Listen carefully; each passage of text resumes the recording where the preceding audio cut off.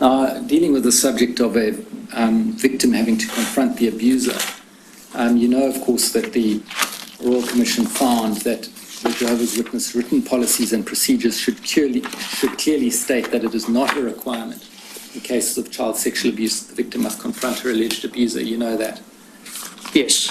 And that it was recommended that members of the organisation more generally should be advised in writing of the specific exemption that applies in cases of child sexual abuse. You're aware of that? Yes. And the letters to elders now make it clear that this is not required.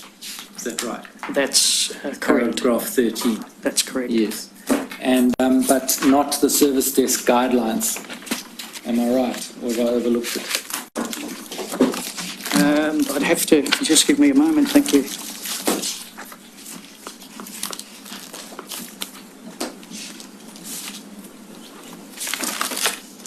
That's correct.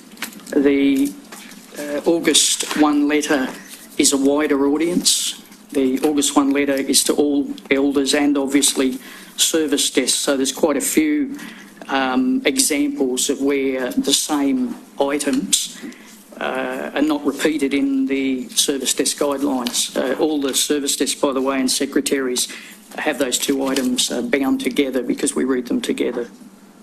Now, on the specific point, this point of victim having a right not to have to face the abuser, which is, as I've said, clarified in the 1 August letter. It's also clarified in the 7 March policy. Correct. But it's not been addressed in the Shepherd book, has it? In those words, no. There was lengthy discussion at the original hearing where we went to the KS textbook and looked at what was a few brief expressions in the context of dealing with allegations in general, but I don't believe that same wording is exactly transposed into the KS10, which I think, as we've made aware to the Commission, is actually part-way through editing as we speak. We provided the Commission with the adjustments that have been made to date, and we're expecting that there'll be an entire adjustment of that and made available to all elders, but it's certainly much clearer in the documents. I must think, sorry, that is new to me at least, so let's just unpack that. Firstly, you've made available to us, which is now tab 9, a copy of the 2010 Shepherd the Flock of God, which is also referred to as KS10, with marginal annotations referring to certain letters to elders and other documents. That's right, isn't it? Correct. Right. But no actual changes to the substantive text, but if one goes to the letters, one can see where the text might have been qualified. And I believe on your copy there as well, those are marked beside it, and that's been distributed to every elder around the world. It's actually a live document electronically now where, as those changes are being made to that book, they're made live to every congregation elder. So we've simply given you a PDF version of the live copy. Yes, I understand that. But now the actual text of this document, am I to understand what you've just said now, is that it's in a current process of revision, and there's expected to be a new Shepherd the Flock of God edition to be produced? That's my understanding, and that's the reason for these ongoing edits. So I would anticipate that while that is referred to in the shepherding manual, I'm happy to go there again as we did at the previous hearing, but it will certainly be clearer using the language of the current policy in any future edition. Well, I do wish to go there. It's at tab 9, ringtail 0076, typed page 72, paragraph 39.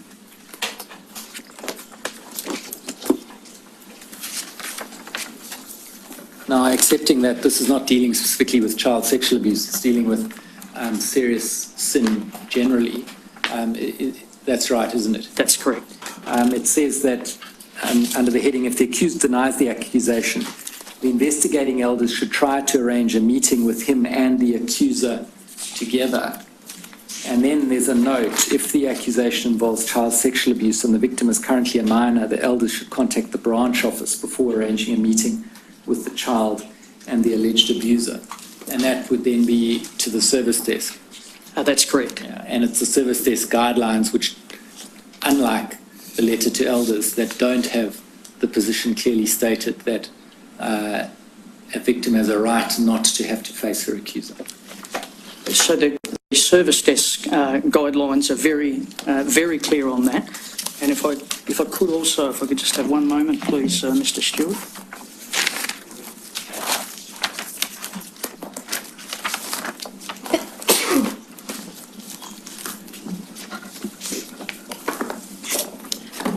If I could, apologise if I'm repeating something that you've clearly stated here, but in the August 1, 2016 letter protecting minors from abuse, on paragraph 13. Yes, but that's the letter to elders. Correct. Yes, so I've just addressed not that letter, but the guidelines to the service desk, which is where the elders here in paragraph 39 are referred to. They're referred to the service desk. Correct. Yeah, and the guideline to the service desk doesn't contain an articulation of this right. As I said to you in the letter, the letter to the elders contains. Sorry, if I could, Mr. Stewart, read to you paragraph 1 of the service desk guidelines. Yes. It says the August 1, 2016 letter to all bodies of elders provides direction in connection with protecting children from abuse. The service desk should be thoroughly familiar with that letter and pertinent information in the shepherding textbook. So again, it's audience. Yes. The letter is for all elders. The service desk guidelines are for the service desks. Yes, I accept this thing. So you say you know that, and it therefore doesn't have to be in the guidelines. Not so. Well, it is in the guidelines in that. By reference. Well, the letter is attached. There are two documents side by side that we use together. Yes, now this thing's going on to the next sentence at paragraph 39 of Shepherd. If the accuser or the accused is unwilling to meet with the elders, or if the accused continues to deny the accusation of a single witness and the wrongdoing is not established, so I take it not established scripturally, i.e. under the two-witness rule, would that be right?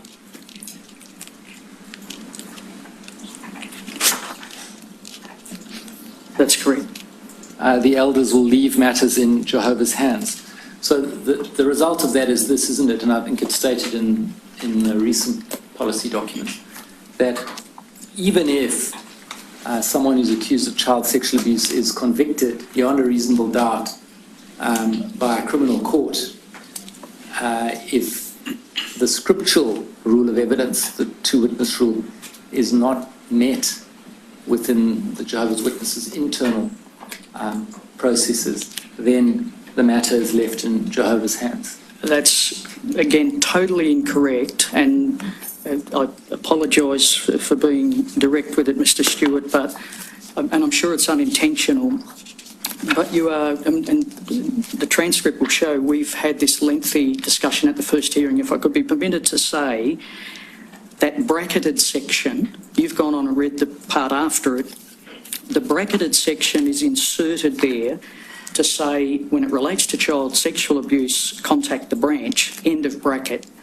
It now continues with what would be the normal judicial process that is perfectly clear to elders. I appreciate, again, it's about audience, but the bit that you read after that is not stating with regard to child sexual abuse. And in addition, you've added into the end of that statement that you just made that regardless of what the secular authorities would do, that wouldn't permit the congregation to act, when the documentation shows that's just completely incorrect. Well, the documentation says that the service desk may then impose restrictions. And can I, again, appreciate the different audience, Mr. Stewart, but can I say to you that that does not relate, for example, to a person in a position of responsibility. This is, as you would refer to them, meeting attendants or attenders or congregation members, but in every case, steps are taken where the authorities are involved. There'd be no individual who's continuing, for example, in a position of responsibility where the secular authorities have established guilt. That situation doesn't exist. Do you have a system of monitoring compliance with that right? In other words, the right of a victim not to have to face her abuser? Yes. What is your system of monitoring? In every situation, as set out in these documents, and as you've stated yourself, the elders call the legal department, they call the service department, and in every case those key issues are repeated and now, of course, in the more publicly available document.